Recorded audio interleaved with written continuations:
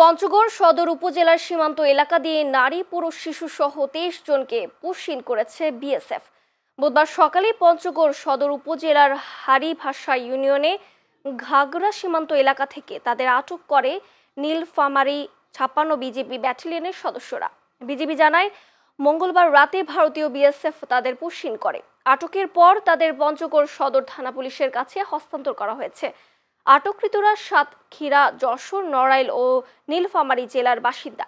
তারা দীর্ঘদিন ভারতের বোম্বে শহরের বিভিন্ন বাসাবাড়িতে কাজ করত। পঞ্চগড় সদর উপজেলার হারিভাষা সীমান্ত দিয়ে বড়বাড়ি বিওপির আওতায় আজ আমরা 23 জন বাংলাদেশি নাগরিককে ভারত থেকে পুশিন অবস্থায় পেয়েছি। এর মধ্যে 13 জন নারী, 9 জন পুরুষ আর 1 জন শিশু আছে।